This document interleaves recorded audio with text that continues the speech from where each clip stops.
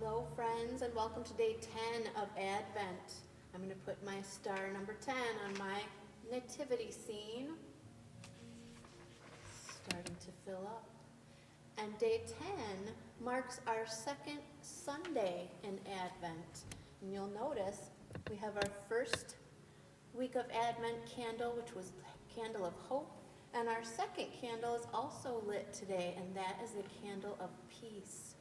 So let's continue reading and see what God's peace is like in our stories. Today's story is called A Heart Like God's, and it's the story of David. And the story of David comes from the first and second books of Samuel and Psalm 51. After King Saul stopped listening to God, God chose someone new to be king. He was just a boy. He wasn't strong or tall like Saul, but he was brave, and much more importantly, he loved to listen to God. God told the prophet Samuel, "Go to Bethlehem. That's where the new king is." So Samuel went to the little town of Bethlehem, to the house of Jesse. You see, Jesse was one of Abraham's children's children. So it made sense that God would choose a king from his family. Jesse had 8 sons, but Jesse thought God would pick the next king based on who was the strongest, tallest, and bravest. So he only brought 7 of his sons to Samuel. They all looked like kings. But God doesn't always pick the people we might think. Sure enough, God didn't choose the oldest son, or the next oldest, or the next. God chose the youngest son, who didn't look like a king at all. His name was David, and he was just a shepherd. "I don't pick people the way you do," God said.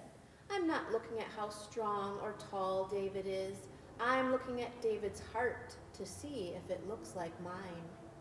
So Samuel, to everyone's surprise, poured oil on David's head, which was a special sign that David was God's chosen king. And God made David 2 promises. First, God promised that one of David's great-great-great-grandchildren would be a king who would bring God back. Second, God promised that as long as David listened to God, God would be with him. Sure enough, God was with David, and David did many great things.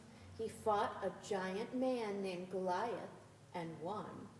He fought a bear and won.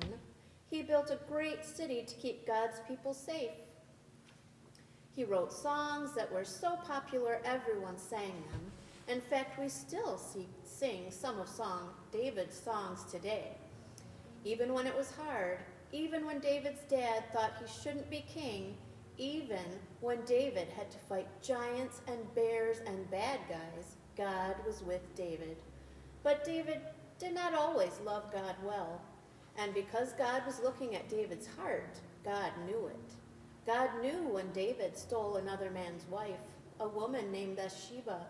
God knew when David killed Bathsheba's husband. God saw David's heart, and God knew that it was full of sin.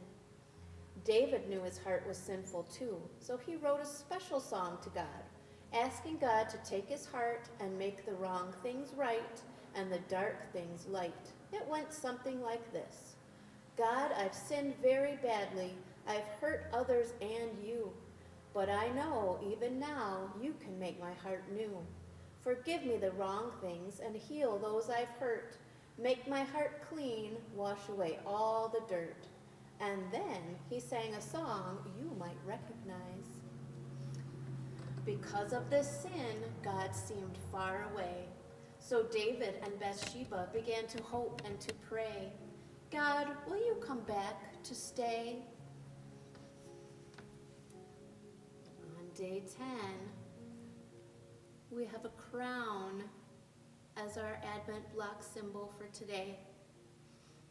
And I hope you'll all come back to join me again tomorrow for our next reading.